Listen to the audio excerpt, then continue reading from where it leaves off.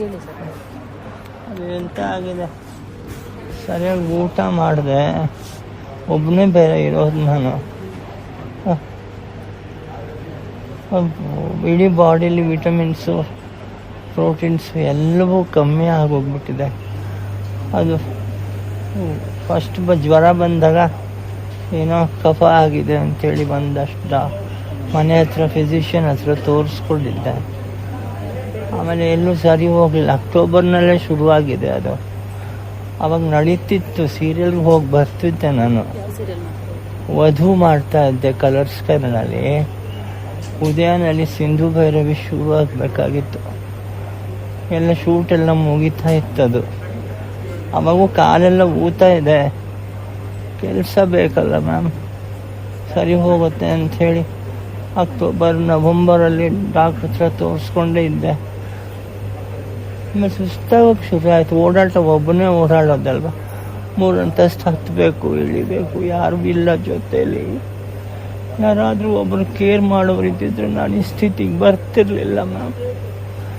ಆಮೇಲೆ 3 ಅಂತಸ್ತು ಒಬ್ಬನೇ ಹೋಗ್ಬೇಕು, ಇಳ್ಕೊಂಡು ಹಾಸ್ಪಿಟ್ಲಿಗೆ, ಒಬ್ಬನೇ ಇಳ್ಕೊಂಡು ಮನೆಗೆ ಬರಬೇಕು. ಏನು ಮಾಡ್ಕೊಂಡು ತಿಂತೀರ ಮನೆಯಲ್ಲಿ? ನಂಗೆ ಗೊತ್ತಿಲ್ಲ ಏನಾಗ್ತಿದೆ ಅಂತ ಹೇಳಿ. ಆಮೇಲೆ ನನ್ನ ಫ್ರೆಂಡ್ ಒಬ್ಬರು ಆಯುರ್ವೇದಿಕ್ ತೋರಿಸ್ತೀನಿ ಅಂತ ಹೇಳಿ ಅಲ್ಲಿ ಕರ್ಕೊಂಡು ಹೋದರು. ಆ ಆಯುರ್ವೇದಿಕ್ ಕೊಟ್ಬಿಟ್ಟು ಅವ್ನು 20 ದಿವಸ ಪಥ್ಯ ಮಾಡಿಸ್ಬಿಟ್ಟ. ಪಥ್ಯ ಮಾಡಿಸಿ ಮೊದಲೇ ಎಂಥದ್ದು ಇರಲಿಲ್ಲ ಬಾಡಿನಲ್ಲಿ. ಆ 20 ದಿವಸ ಪಥ್ಯದಿಂದ ಎತ್ತಾಗ್ಬಿಡ್ತು ಮ್ಯಾಮ್. ಇಡೀ ಬಾಡಿ ಎಲ್ಲ ಊದ್ಕೊಂಡು, ಪ್ರೈವೇಟ್ ಪಾರ್ಟ್ಗಳೆಲ್ಲ ಊದ್ಕೊಂಡು ಅದರಲ್ಲೇ ಓಡಾಡಿದೆ. ಅದಾದಮೇಲೆ ಯಾವುದೋ ರಾಜೀವ್ ಗಾಂಧಿ ಹೃದಯ ರೋಗಿಗಳ ಬೈರ್ಸಂದ್ರ ಹತ್ರ ಇದ್ದಲ್ಲ, ಅಲ್ಲಿ ತೋರಿಸಿ ಅಂತ ಹೇಳಿದ್ರು. ಅಲ್ಲಿ ಹೋಗಿ ತೋರಿಸಿದೆ, ಒಬ್ಬನೇ ಹೋಗಿ. ಎಲ್ಲರೂ ಇದ್ದು ಯಾರು ಇಲ್ದಂಗೆ ಬದುಕ್ಬಿಟ್ಟೆ ಮೇಡಮ್. ನೀವು ನಮ್ಮಮ್ಮ 25 ವರ್ಷ ಆದಮೇಲೆ ಹಿಂಗಾಗಿದೆ ಅಲ್ಲ ಅಂತೇಳಿ ಅಕ್ಕನ ಮೂಲಕ ತಿಳ್ಕೊಂಡು ಬಂದು ಇವಾಗ ಜೊತೆಗಿದ್ದಾರೆ. ಅವ್ರ ಕಷ್ಟ ಪಾಪ. ಒಬ್ಬರೇ ಹೋಗಿ ಮಾತ್ರೆ ತಗೊಂಡು ಬರ್ತಾರೆ. ಮದುವೆ ಆಗಿತ್ತು, ತುಂಬ ಇಷ್ಟಪಟ್ಟು ಮದುವೆ ಆದೆ ನಾನು. 5 ವರ್ಷದ ಮಗ ಇದ್ದ. ಏನೋ ಇಲ್ಲ, ನನ್ನ ಜೊತೆ ನನ್ನ ಕೇರ್ ಮಾಡಬೇಕು ಅಂತ ಮದುವೆ ಹಾಕ್ಕೊಂಡೆ. ಅವ್ರದ್ದೇ ಆಗೋಯ್ತು, ಇಂಡಿಪೆಂಡೆಂಟಾಗಿ ಬದುಕಬೇಕು ಅಂತ ಹೇಳಿ. ಏನಕ್ಕೂ ನಾನು ಗೊತ್ತಿಲ್ಲ, ನಾನು ಎಂಥ ಅಭ್ಯಾಸಗಳಿಲ್ಲ ನನಗೆ. ಇವಾಗ ಟ್ರೀಟ್ಮೆಂಟ್ ನಡೀತಿದೆ. ಅದು ವಿಟಮಿನ್ನು ಪ್ರೋಟೀನು ಎಲ್ಲವೂ ಕಮ್ಮಿ ಆಗಿರೋದ್ರಿಂದ ಅದಕ್ಕೆಲ್ಲ ಎನರ್ಜಿ ಕೊಡೋದಕ್ಕೆ ಪ್ರತಿದಿನ ಲಿಪ್ಸು ಮಾತ್ರೆ ಆಗಿದೆ. ಒಂದು 3 ಲಕ್ಷ. ಇಲ್ಲ, ಬಿಲ್ ಬರ್ತಿರುತ್ತೆ, ಕೊನೆಯಲ್ಲಿ ಗೊತ್ತಾಗುತ್ತೆ.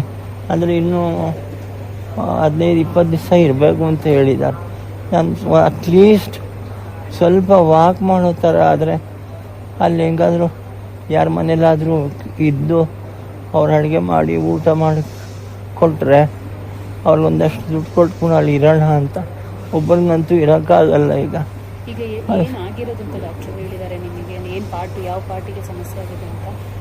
ಇಲ್ಲ, ಇದು ಟೋಟಲ್ ಇನ್ಫೆಕ್ಷನ್ ಆಗೋಗಿದೆ ಮ್ಯಾಮ್. ಅಲ್ಸರ್ ಆಗಿ ಇನ್ಫೆಕ್ಷನ್ ಆಗಿ ಒಂದು ಟ್ರೀಟ್ಮೆಂಟ್ ಕೊಟ್ಟರೆ ಇನ್ನೊಂದಕ್ಕೆ ಆಗಲ್ಲ, ಮೋಷನ್ ಆಗಲ್ಲ. ಮೋಷನ್ ತುಂಬ ಬ್ಲಡ್ಡು ಹೋಗ್ತಾ ಇದೆ. ಎಲ್ಲಾದರೂ ಕೊಡ್ತಾ ಇದ್ದಾರೆ ಟ್ರೀಟ್ಮೆಂಟ್. ಇವಾಗ ಕಾಲು ಈ ಥರ ಆಗೋಗಿದೆ, ನಡೆಯೋಕ್ಕಾಗಲ್ಲ. ತುಂಬ ಕಷ್ಟ ನನಗೆ. ಅದು ಇವತ್ತು ಆಯಿಲ್ ಕೊಟ್ಟಿದ್ದಾರೆ, ಅದೆಲ್ಲ ಹಾಕ್ಕೊಂಡು ಸ್ವಲ್ಪ ಮಸಾಜ್ ಮಾಡ್ಕೊಳ್ಳಿ ಅಂತ. ಇಲ್ಲ, ಆಯ್ತು, ಇಲ್ಲಿ 20 ದಿವಸ ಆಯಿತು ಅಂತ. 20 ಇಲ್ಲ, 10 ದಿನ ಆಯಿತು ಅನಿಸುತ್ತೆ. ಅಂದರೆ ಇಲ್ಲಿ ಊಟ ಕೊಡ್ತಾರೆ. ಈಗ ಅಮ್ಮ ದೂರ ಅಲ್ಲ ಇರೋದು, ಅವ್ರಿಗೇನು ಮಾಡ್ಕೊಂಬರೋಕ್ಕಾಗಲ್ಲ. ದೇವರು ಊಟ ಇರೋ ಕಡೆ ಕಳಿಸಿದ್ನಲ್ಲ. ವಿಕ್ಟೋರಿಯಲ್ಲಿ ಏನೂ ಮಾಡಲಿಲ್ಲ, ಬರೀ 15 ದಿವಸ ಇಟ್ಟಿದ್ರು. ಎಂಥ ಟ್ರೀಟ್ಮೆಂಟ್ ಕೊಡಲಿಲ್ಲ. ಅಲ್ಲಿ ಬರೀ ಸ್ಟೂಡೆಂಟ್ಸ್ಗಳನ್ನೆಲ್ಲ ಕೊಂಡು ಬರೀ ಇನ್ವೆಸ್ಟಿಗೇಷನ್ ಮಾಡಿದ್ರು. ಅಲ್ಲಿಂದ ಮನೆಗೆ ಬಂದೆ. ಮನೆಗೆ ಅಮ್ಮ ಗಂಜಿ ಜ್ಯೂಸ್ ಮಾಡಿಕೊಟ್ರು. ಅದು ಬೇಡ ಆಗಿತ್ತು, ದೇಹಕ್ಕೆ ಔಷಧಿ ಬೇಕಾಗಿತ್ತು. ಆಮೇಲೆ ಅಲ್ಲಿಂದ ಅದು ಯಾವುದೋ ಕೇರಿಂಗ್ ಸೆಂಟ್ರಿಗೆ, ಹೆಣ್ಣೂರು ಹತ್ರ ಯಾವುದೋ ಕೇರಿಂಗ್ ಸೆಂಟ್ರಿಗೆ ಹಾಕಿಬಿಟ್ರು. ಅಲ್ಲಾದರೂ ಚೆನ್ನಾಗಿ ಊಟ ಗೀಟ ಒಳ್ಳೆ ಫುಡ್ ಬೇಕಲ್ವ ಮ್ಯಾಮ್. ಅಲ್ಲಿ ಹೋದ್ರೆ 2 ದಿವಸ ಊಟ ಹಾಕಿತ್ತು. ಏನೂ ಮಾಡಲಿಲ್ಲ, ಯಾರೂ ಬಂದಿಲ್ಲ ಕೇಳೋಕ್ಕೆ. ಒಂದು ಮಾಸ ಪಟ್ಟು ಅಲ್ಲೇ ಅವ್ರಿಗೆ ಬೇಡ್ಕೊಂಡು ಅವ್ರಿಗೆ ನರ್ಸಮ್ಮಂಗೆ ಹೇಳಿಬಿಟ್ಟು ಜಾಸ್ತಿ ಆಗ್ತಾಯಿದೆ, ನನಗೆ ಯಾವುದಾದ್ರು ಹಾಸ್ಪಿಟಲ್ ಸಜೆಸ್ಟ್ ಮಾಡಿ, ನನ್ನ ಫ್ರೆಂಡ್ಸ್ ಎಲ್ಲ ನನಗೆ ಹೆಲ್ಪ್ ಮಾಡ್ತಾರೆ ಪ್ಲೀಸ್ ಅಂತ ಹೇಳಿ ಅವರು ಇಲ್ಲಿ ಸಜೆಸ್ಟ್ ಮಾಡಿ ಡಾಕ್ಟ್ರು ಬಂದು ಇಲ್ಲಿ ಬಿಟ್ಟು, ಇಲ್ಲಿ ಜನರಲ್ ವಾರ್ಡಲ್ಲಿ ಸಿಗಲಿಲ್ಲ, ಕಮ್ಮಿ ಅಂತ ಹೇಳಿ 2,500-3 ಸಾವಿರ ರೂಪಾಯಿ ಬರೀ ಬೆಡ್ ಚಾರ್ಜ್ ಮಾತ್ರ ಇರುತ್ತೆ. ಆಮೇಲೆ ಅಲ್ಲಿ ಸ್ಪೆಷಲ್ಲೇ ಕೊಡಿಸ್ಬಿಡಿ ಪ್ಲೀಸ್, ನನಗೆ ಆಗಲ್ಲ, ನಾನು ಹೆಂಗಾದರೂ ಅಡ್ಜಸ್ಟ್ ಮಾಡ್ಕೊತೀನಿ ಅಂತೇಳಿ ಅಲ್ಲಿ ಸ್ಪೆಷಲ್ ವಾರ್ಡಲ್ಲಿ ಒಂದು 5 ದಿವಸ ಇದ್ದೆ. ಅಲ್ಲಿ 6,000 ರೂಪಾಯಿ ಒಂದು ದಿನಕ್ಕೆ, ಜೊತೆಗೆ ಬೇರೆ ಬೇರೆ ಖರ್ಚುಗಳೆಲ್ಲ ಸೇರಿ ಬಿಗಿನಿಂಗಲ್ಲಿ ಒಂದು 4-5 ಬಾಟ್ಲು ಇಂಜೆಕ್ಷನ್ ಕೊಟ್ಟರು, ಒಂದಕ್ಕೆ 13,500 ರೂಪಾಯಿ. ಉಳಿತಾಯ ಎಲ್ಲ ಹೋಗ್ಬಿಡ್ತಲ್ಲ, ಯಾರನ್ನ ಕೇಳೋದು ಅಂತೇಳಿ ಒಂದು ಮೆಸೇಜ್ ಹಾಕಿದ್ದೆ ನನ್ನ ಫ್ರೆಂಡ್ಗೆ. ಅದು ಇನ್ನೊಬ್ರಿಗೆ ಹೋಗಿ ನಿಮ್ಮ ಕೈಲಾದರೂ ಸ್ವಲ್ಪ ಸಹಾಯ ಮಾಡಿದ್ರೆ ನಾನು ಬದುಕಬೇಕು, ಮೊದಲು ಥರ ಆಗಬೇಕು. ನನಗೆ ಅರ್ಧ ಪ್ರಾಣ ಹೋಗ್ಬಿಟ್ಟೆ, ತೆಗೆದುಬಿಟ್ಟಿದ್ದಾರೆ ಅಂತ ಹೇಳಿ ಅದಾದಮೇಲೆ ಇಷ್ಟು ಬೆಳವಣಿಗೆ ಆಗಿದೆ. ಇವಾಗ ಇನ್ನೂ ಅಂದರೆ ಮಾತಾಡ್ತಿದ್ದೀನಿ ಇವಾಗ, ಸುಮ್ಮನೆ ಹಿಂಗೆ ಇರ್ತಿದ್ದೆ ನಾನು. ಉಸಿರು ಪ್ರಾಬ್ಲಮ್ ಆಗಿತ್ತು, ಲಂಗ್ಸಲ್ಲಿ ನೀರು, ಯಾವ ಅಭ್ಯಾಸನೂ ಇಲ್ಲಮ್ಮ. ಅದು ಹೆಂಗೆ ಏನಾಯಿತು ಗೊತ್ತಿಲ್ಲ. ಮೇನಾಗಿ ಪೌಷ್ಟಿಕಾಂಶ ಬೀಳಲಿಲ್ಲ, ತುಂಬ ಕೇರ್ಲೆಸ್ ಮಾಡಿದೆ.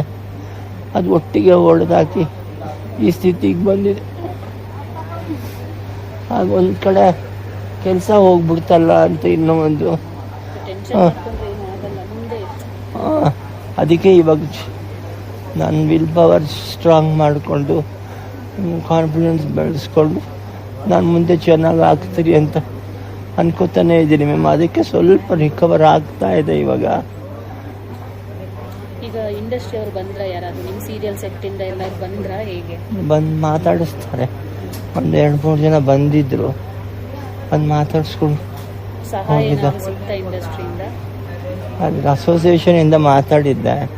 ಅದು ಬಿಗಿನಿಂಗ್ ಒಂದು 28-30 ಸಾವಿರ ರೂಪಾಯಿ ಬಂದಿತ್ತು. ಅದು ಎಲ್ಲ ಆರ್ಟಿಸ್ಟ್ಗಳು ಹಾಕಿದ್ರು, ಎಲ್ಲವೂ ಖರ್ಚಾಗೋಯ್ತಲ್ಲ. ಬರ್ತಿರುತ್ತೆ ಡೈಲಿ ಸ್ವಲ್ಪ, ಬಟ್ ಮಾತ್ರೆಗೆ ಬೇಕಾಗತ್ತಲ್ಲ. ಎಷ್ಟು ಬೇಕಾಗುತ್ತೆ ಟ್ಯಾಬ್ಲೆಟ್ಸಿಗೆಲ್ಲ? ದಿನಕ್ಕೆ ಒಂದು 12-10 ಸಾವಿರ ಆಗುತ್ತೆ ದಿನಕ್ಕೆ. ಬರೀ ಟ್ಯಾಬ್ಲೆಟ್ಸ್ಗೆ 10 ಸಾವಿರ ಆಗುತ್ತೆ.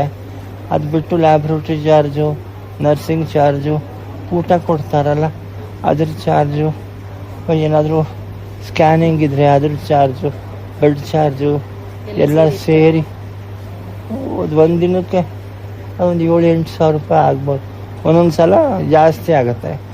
ಇವತ್ತು ಸ್ವಲ್ಪ ಕಮ್ಮಿ ಆಗಿದೆ ಅಂದರೆ ನಿನ್ನೆ ಸ್ಕ್ಯಾನಿಂಗ್ ಆಗಿತ್ತಲ್ಲ, ಅದು ಇವತ್ತು ಕೊಟ್ಟರು. ಇದು ಇಲ್ಲಿ ಮಾಡಿದ್ದಾರೆ, ಬಯೋಪ್ಸಿ ಮಾಡಿದ್ರು. ಇಲ್ಲಿ ಕಟ್ ಮಾಡಿ ಒಳಗಡೆಯಿಂದ ಅದೇನು ತೆಗೆದು ಟೆಸ್ಟ್ ಕೊಟ್ಟಿದ್ದಾರೆ. ಅದೆಲ್ಲ ನಾಳೆ ರಿಪೋರ್ಟ್ ಬರುತ್ತೆ. ಅದು ಒಂದೊಂದೇ ನೋಡ್ತಾ ಇದ್ದಾರೆ. ಬಾಯೊಳಗೆಲ್ಲ ಫುಲ್ ಅದೇನೋ ಹುಣ್ಣಾಗೋಗಿದೆ. ಆ ಹುಣ್ಣು ಇಲ್ಲಿ ಸ್ಪ್ರೆಡ್ ಆಗೋಕ್ಕೆ ಶುರು ಆಗಿದೆಯಂತೆ. ಅದಕ್ಕೆ ನೆನ್ನೆ ಎಂಡೋಸ್ಕೋಪಿ ಮಾಡಿದ್ದಾರೆ. ಅಂದರೆ ಭಯ ಪಡ್ತಿಲ್ಲ ನಾನು, ಡಾಕ್ಟ್ರ್ ಇದ್ದಾರೆಲ್ಲ ನೋಡ್ಕೊಳ್ತಾರೆ ಅಂತ. ಇವಾಗ ಬೇರೆ ಆಪರೇಷನ್ ಇಲ್ಲ ಅಂಥ ಆಪರೇಷನ್ಗಳು ಇಲ್ಲ.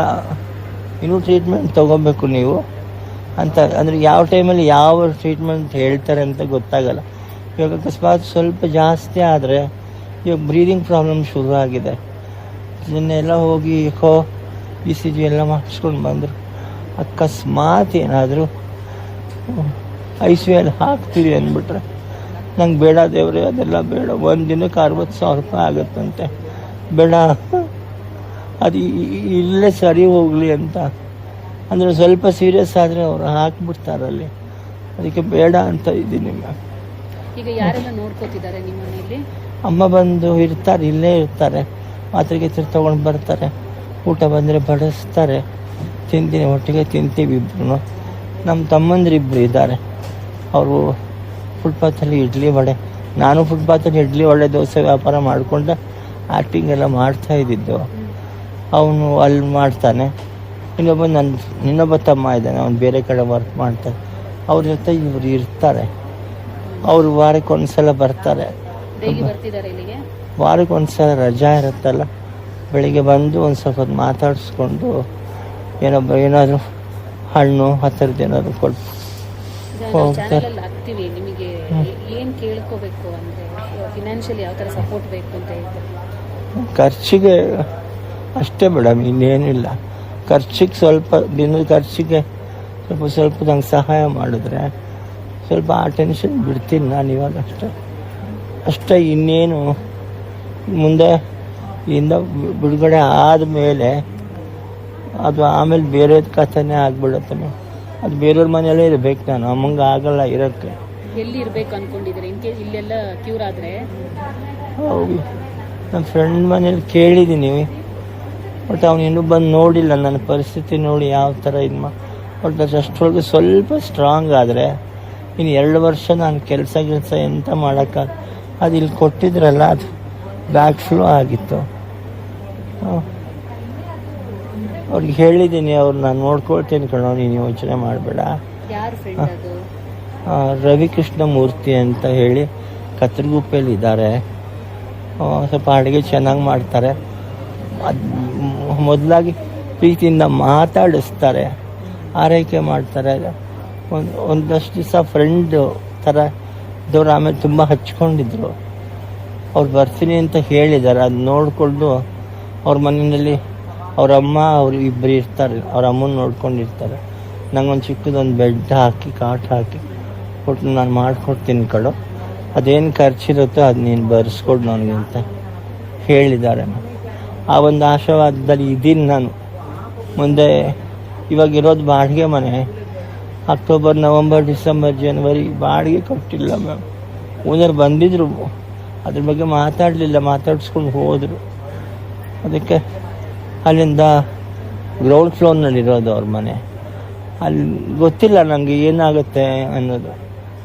ಅವರು ಸ್ವಲ್ಪ ಊಟ, ನಾನು ಸ್ವಲ್ಪ ಇವಾಗ ಬಂದಿದ್ದ ದುಡ್ಡಲ್ಲಿ ಸ್ವಲ್ಪ ಏನಾದರೂ ಕೊಟ್ಟರೆ ಅವ್ರಿಗೆ, ಅವ್ರು ನನಗೆ ಅಂದರೆ ಪ್ರೋಟೀನು, ವಿಟಮಿನ್ನು ಆ ಥರದ್ದೇ ತಿನ್ನಬೇಕು ಅಂತ ಹೇಳಿದ್ದಾರೆ. 1 ವರ್ಷ ರೆಸ್ಟ್ ತಗೊಂಡ್ರೆ ನೀವು ಸ್ವಲ್ಪ ಪಿಕಪ್ ಆಗ್ತೀರಾ. ನಿಮ್ಮ ಜೀವ ನಿಮ್ಮ ಕೈಯಲ್ಲಿದೆ. ಈಗ ಮೆಡಿಸನ್ನು ಏನೂ ಮಾಡಲ್ಲ ಅಂತ 1.5 ವರ್ಷ 2 ವರ್ಷ ಖರ್ಚಿಗೆ ಬೇಕಾಗುತ್ತಲ್ಲಮ್ಮ.